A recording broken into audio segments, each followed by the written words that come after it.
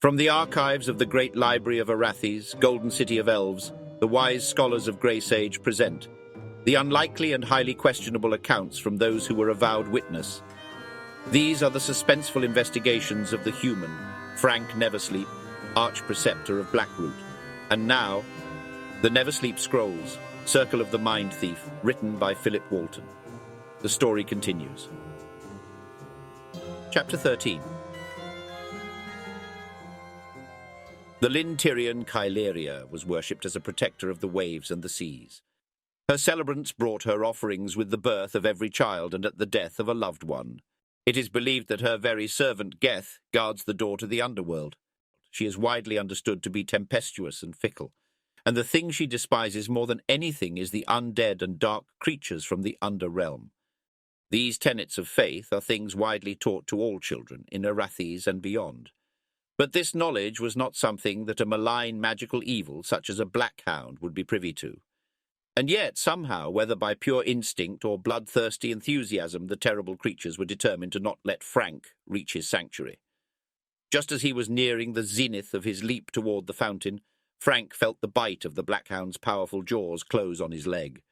The pain that coursed through him was only the first part of his troubles, however. The added vectors with additional weight caused his headlong leap for safety to now run short by a significant margin. Fraenk hit the rim of the fountain with enough force to propel him back onto the stone street. The wind blasted from his lungs. Fraenk lay gasping as the second blackhound closed in. Fire from the fountain's brazier bathed the entire area around the square in dancing orange light. This left both blackhounds completely tangible and therefore vulnerable to injury from weapons. But as Fraenk reached for a throwing knife to give the one gnawing him a few pokes to the face, the other blackhound saw this exposed appendage as a prime target. The dog caught him mid-forearm.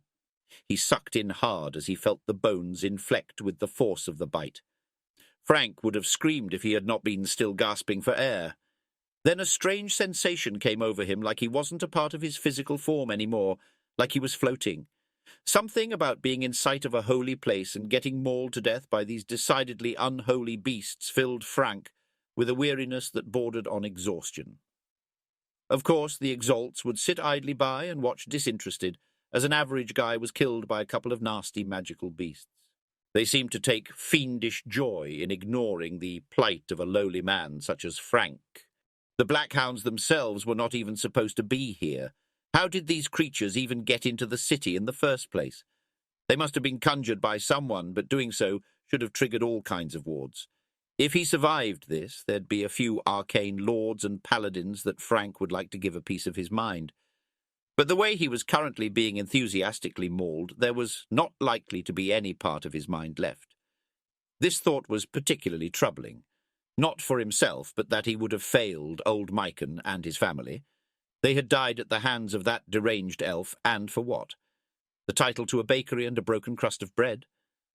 Fraenk had an image of the half-loaf he had picked up from beside Mycon's body, still soft. Then another memory of that night came. The strange pendant stuffed inside the crust, like it was hidden there, something Mycon didn't want Bass Greenbrier to find. Fraenk had the feeling of a puzzle piece locking in place. That pendant was important somehow. He had to know what. Then the anger he had always felt bottled up inside ever since he was a little boy living on the streets, boiled up as the dogs thrashed viciously at his appendages. He had survived much worse. It was going to take something greater than a couple of smoke mutts to be the end of Fraenk Neversleep. Returning to his body, the pain intensified, but he could also feel his other limbs, the ones free of blackhound teeth. Fraenk kicked out with his free foot, scoring a direct strike to the dog at his ankle. It whined, releasing its grip momentarily. That gave him the opportunity he needed. With his free hand, Fraenk caught the other dog under its belly and scooped it into the air. He leaped over the rim of the fountain and hit the water with a splash. There was an immediate reaction. The blackhound released him and began to thrash and scream in pain. The water was somehow burning it. The hound scrambled for the edge, but Fraenk grabbed its back. "Stay in the bath until you're clean, boy," he said, pulling the shadow dog back into the fountain. It only took a few more seconds until the blackhound dissolved completely. "Come on and get me." Fraenk turned to the second dog. It shied back, its jaws snapping as Fraenk tried to goad it into attacking. It knew the water was lethal and wouldn't be baited like that. He splashed water out of the fountain at it. The droplets sizzled away against the dog's skin, but not hurting it much beyond that.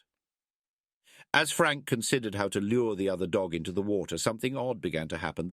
The fire at the top of the fountain's pediment began to first turn a sickly green hue, then gutter. What fresh hell was this? Fraenk looked up and saw that even in spite of the ample wood, the fire in the brazier was going out. Something unnatural was choking the flames.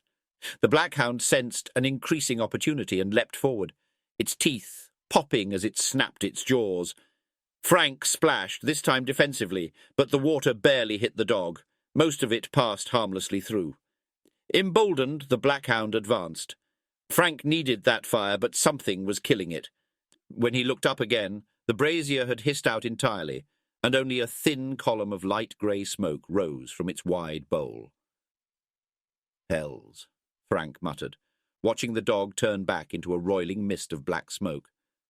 There was only one more option left. He launched himself out of the far side of the fountain, the dog coming after a moment later. Fraenk sprinted across the courtyard, trailing a spray of water behind him, like a sodden scarecrow in a downpour. He heard the blackhound splash its way through the fountain after him, unhurt now by the holy water. Approaching the side of the garment shop across from the fountain, Fraenk kicked a leg out in front of him and slid. He caught a loose stone in the side of the shop and pulled. Inside was the glorious sight of several bottles of the amber liquor that he favoured. "Sorry to have to do this," Fraenk said, and tossed the bottles out. They sailed, landing in a spray of liquid and shattering glass at the feet of the blackhound.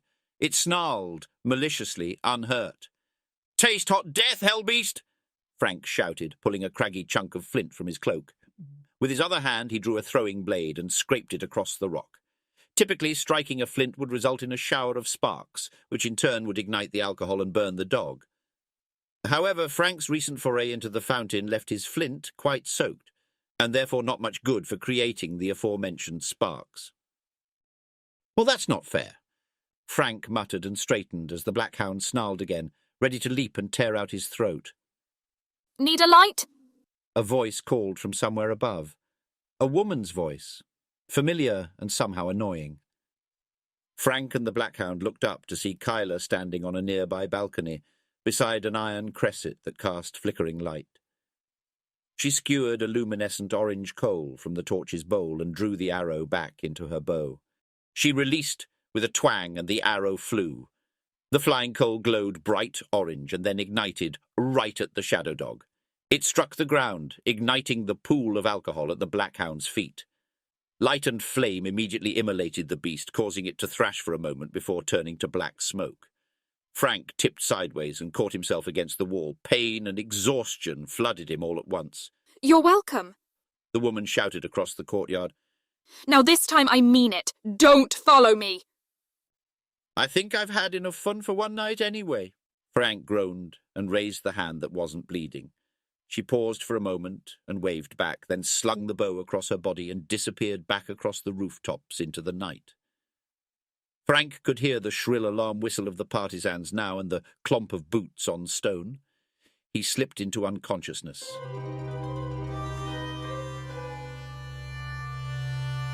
It was hours before Fraenk could get back to his small but comfortable room in the tower of Blackroot Estate. First, he went through an edited version of the events with the contingent of partisans who showed up in the immediate aftermath, summoned by the intrepid Lieutenant Doran Leafwater. Then again, while he was being seen to by the healers at the temple. As he was being bandaged, Fraenk was approached by a pair of big-headed and incredulous Arcane Lords who took his narrowly escaped death by magical creatures within the city as a personal affront. They blustered through an exhaustive list of the wards, spells, and excuses why Fraenk could not have been assailed by any variety of unholy beast in the first place. But their tenor became much more curious when they heard Fraenk recount how he had actually defeated the blackhounds. When he finished his story, they seemed grudgingly impressed. "Well, you did it the hard way, but I guess it could work. The first one, Stanris, was a large, jowly man with stringy black hair drawn up with a ribbon at the back into a horsetail. So what you do is you'd want to cast a petrify, turn them to stone and then hit them with a shatter. Collect all the shards and purify them in a basin of rectitude, added Timulo, his equally jowly partner with a tight, curly blonde beard. Not the exact way I'd do it, but yeah, technically it would do, Stanris replied. But don't use magic. Timulo wagged a chubby finger at Fraenk. That's true, there is no magic use permitted within the city by order of the High Council. We can use magic because we have a special dispensation, Stan, Timulo interjected. That's what I was saying, Tim. Only those with special dispensation may use magic, but not average citizens like him. Well, he could do spell, potion, or charm at the novice level, Stan. Those spells are basically worthless, Tim. Illumination, evaporate, basic frost ward, Stanris scoffed. I mastered the novice level when I was a childling, Timulo retorted. I highly doubt you mastered novice spellcraft as a childling. How old? I think I get it, Fraenk said, watching them argue with an amused grin. Just don't use magic or you'll be hearing from the Arcane Lords. Timulo smoothed his curly beard. Yeah, let us deal with anything like this in the future. Got it? We will handle it. You didn't have to get everyone else involved. Stanris waved his hands, irritable, then cinched the loosening belt on his robes again. Fraenk tried to imagine either of them running for anything but to be first in line at the feast hall. They both looked sweaty just from the conversation they were having. You got it, boys. Thanks again, Fraenk said. You just keep working on that charisma. You'll be ready to appear out in public in no time. They gave him a confused look, then waddled off back to whatever dark basement where they spent most of their days haughtily criticizing each other, with deeply sarcastic correspondence. While Fraenk was grateful to have the Arcane Lords around for large magical emergencies, he found the least amount of time spent around them, the better. Fraenk stepped out of the temple at the final gong of the dawn bell. The pain in his wrist, ankle, and side was all now but a distant throb from whatever the healers had applied, plus a generous quaff of his own liquid painkiller. He hoped he could make it back to his room in Blackroot Manor before exhaustion overwhelmed him completely. The healers had done all they could, which was a lot, but they also exhorted him that only a solid rest would help him heal completely. Fraenk Neversleep. A deep voice that he recognized immediately came from behind him to the right. Fraenk turned and had to take an extra step to catch himself. He might have overdone it a bit with the self-medication. A grizzled elf with short-cropped hair, wearing a long, dark cloak that covered his uniform, stepped up beside him. Under the cloak, his uniform robe was a pristine slate grey, with a high collar, and was closed with gold frog buttons down one side, which gave a definite military style to it. If it isn't the arch-partisan himself, Fraenk mused aloud. This is an auspicious start to my day. How's the view from the top of the city? How can you view the criminals from that far up? Arch-Partisan Olwynn Brightrock had a spiderweb of scars that extended from the corner of his mouth up the side of his face. It succeeded in giving him the permanent scowling grimace that he would most likely have even without it. I don't like coming down to Blackroot District. It stinks. And I especially don't like hearing the name Fraenk Neversleep whispered in my ear as many times as I have for any other context than an in memoriam. We'll see if we can do something about that smell, at least, Fraenk replied. Olwynn made a sound that was halfway between a chuckle and a growl. I'd just like to make it home before anyone else tries to kill me, Fraenk added wearily. You do have that effect on people. Brightrock agreed and scratched at his ear, or rather the ragged edge where most elves' ears come to a sharp point. Humans are a pestering annoyance, the arch-partisan said finally. Much of the trouble the partisans deal with on a daily basis is from humans. Petty squabbles, fights, drunkenness, all of it is much worse now as the army returns. There are some elves who say anyone without elf blood should be expelled from the city entirely. You'd have no one to empty the chamber pots or wash your stockings, Fraenk said. Brightrock nodded. I don't hate humans like some do. In fact, I prefer them to the insufferable politicking of the elves. It is their endless games, the infighting, their hunger for territory and power. That will be the downfall of Arathis. Our lives may be long, but our memories are tragically short. The arch-partisan sighed and let a long pause hang in the air. I have to ask something of you, as much as it churns my stomach to do so. You did do me a good turn by sending me to prison, Fraenk smiled. You saw it as a favour. I was pleased to have one less preceptor making my life difficult. Would that I could lock the entire lot of you up. He turned to look Fraenk in the eye. Whatever business remains between you and the Fernbrooks, I'll have an end to it. Lady Blackroot brokered a truce, Fraenk began to explain. No, she did not. Otherwise, there would not have been a burning statue outside the lower market and a troublesome arch-preceptor in the nearby vicinity fighting shadow cats. It was dogs. Olwynn Brightrock squinted and gave Fraenk a hard glare. Air whistled through the open scar of the elf's mouth. I was in my own district, doing my job. I'm assuming that's still allowed, Fraenk shot back. All you have to do is stop going after them. Let it lie. You mean we're supposed to belly over so the Fernbrooks can gut us?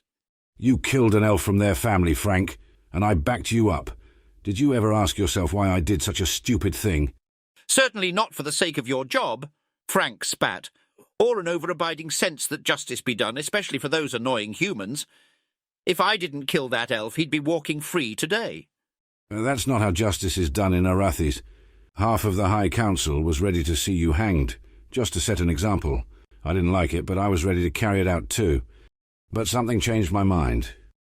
Perhaps Lady Blackroot bribed you with the other half of the district. Someone who was present as they were preparing the elf's body for the funeral pyre. They saw it. What? Mouse Greenbrier had a head full of black worms. The arch-partisan said low enough that only Fraenk could hear him. He had what? Fraenk asked, suddenly growing queasy. You couldn't tell from the outside, but they were eating up his brain. I remembered you said something about worms in his teeth after the incident. There was something foul brewing in that elf's head, but it burned up with him. Who knows what could have happened if you hadn't stopped him? Did you have a temple healer or an arcane lord examine them? Fraenk asked, feeling another wave of nausea. I didn't find out about it until after he was gone, but Lord Fernbrook definitely wanted to keep it quiet. Sounds like he's still at it. He's got you barking while he holds the leash. That's enough, Brightrock snapped. I am tasked with keeping the law and peace in Arathis, and if you're going to be an obstruction to that, I can get you back in that cosy little corner of the black cells. That, or you can take your chances outside the city. Either way, I will have no more news of you entangled in the doings of the Fernbrooks. Fraenk keeled over and retched at his feet. I'll take it from here, arch-partisan, sir. Fraenk heard the familiar voice, then felt the strong arms of Nim catch him before he pitched forward into his own sick. The arch-partisan had already sidestepped the colourful procession of liquid that Fraenk was divesting himself of. Go easy, Fraenk, Olwynn Brightrock said, and gave him a sad, pitiful look. There was something unexpectedly tender about it. Perhaps his stony heart had a tiny bit of warmth after all. Come on, sir, let's get you home, Nim said encouragingly, moving him toward the street. Look, I found your horse. The large white destrier was standing in the street, making people cross the avenue to avoid it. It turned its immense head and blew a hot puff of breath from cavernous nostrils. Its face bent and twisted as everything began to swirl around him. Oh no, not Jimothy, Fraenk said and slipped into a dull, semi-conscious twilight. Thank you for listening. Tune in next week for another exciting episode. And remember, the learned scholars of Greysage caution you that the veracity of these events remains unproven. Now go safe in the light of the powers, until our hands clasp again.